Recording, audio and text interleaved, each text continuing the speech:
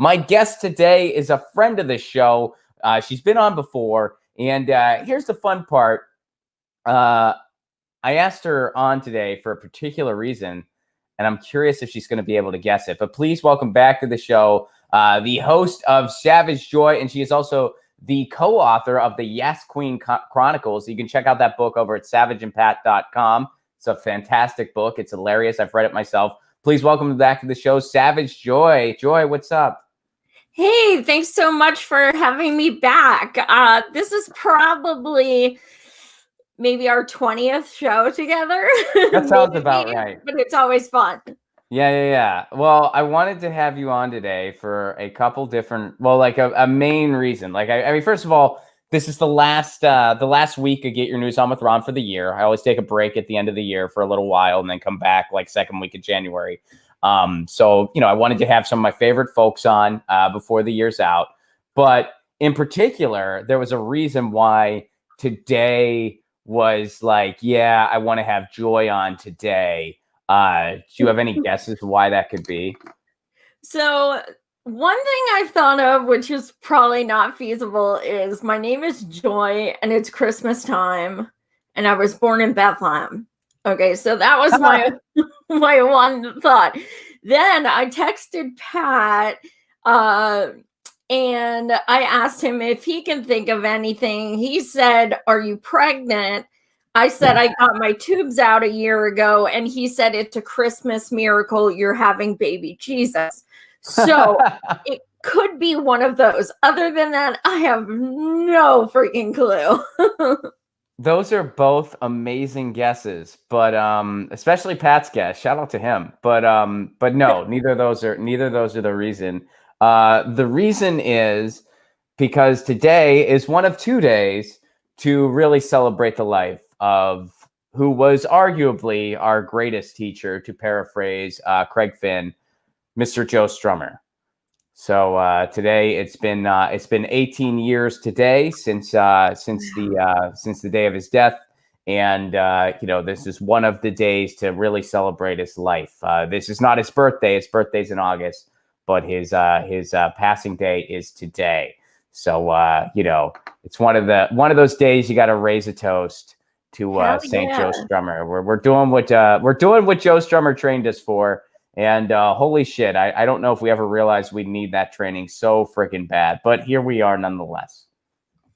Right on. Much love to Joe and his foundation, who is keeping his memory alive and doing so much amazing work, activist-wise, and just, sharing his incredible quotes that were so before his time. Right. I don't think he realized just how prevalent his quotes were about, you could say politically, but also philosophically. It was definitely both with him. I mean, he was definitely political and he wasn't shy about it at all, but he was, I don't know like the right way to put it, but he was like big picture political. Like he was like societal political.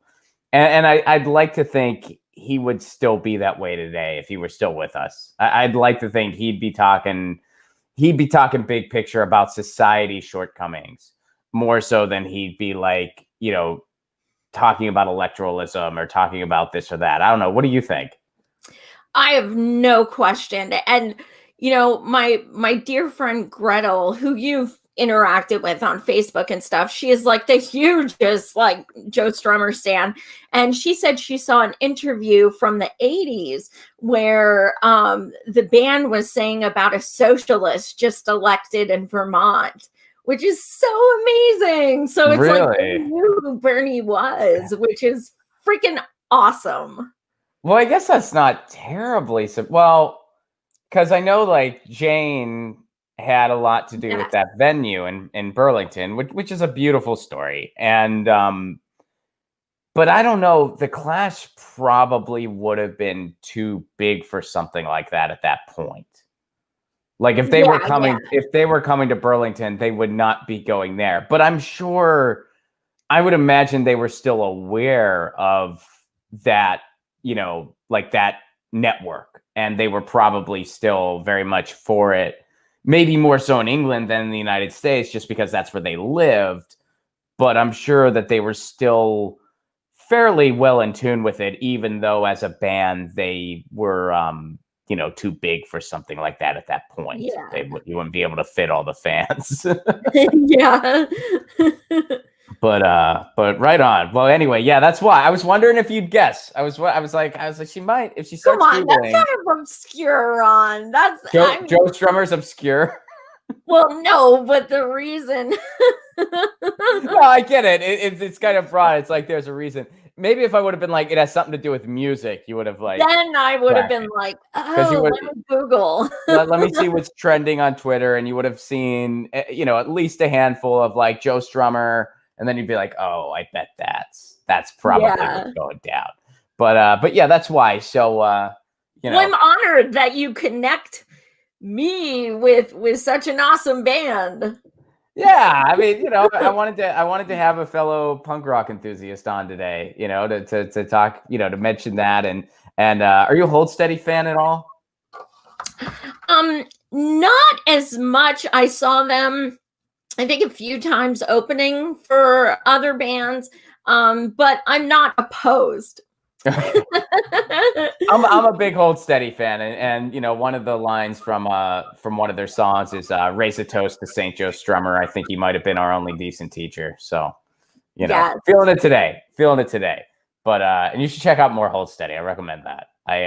They did a weekend of virtual shows, and one of the shows fell on my birthday, so my wife got me the 3-day pass to all 3 virtual shows. Nice. And I may have dropped a few hints, like, wearing my t-shirt multiple days in a row after they announced it and casually mentioning what an amazing birthday gift that would be. But nonetheless, very thoughtful of her still.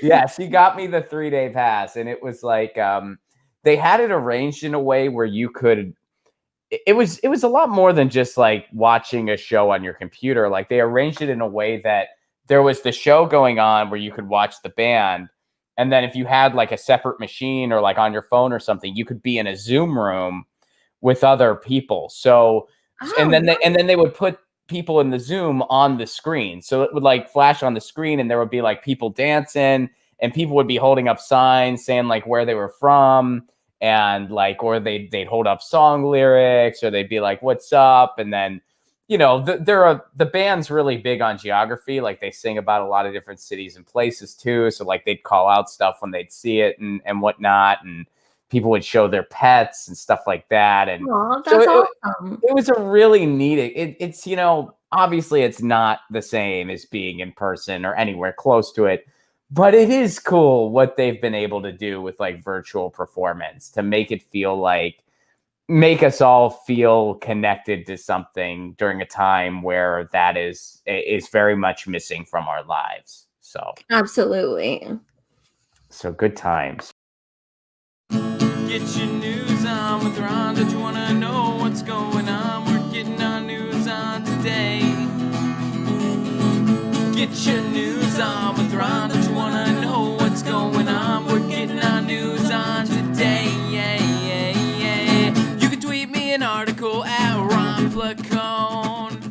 We'll go through it together and make it our own. Get your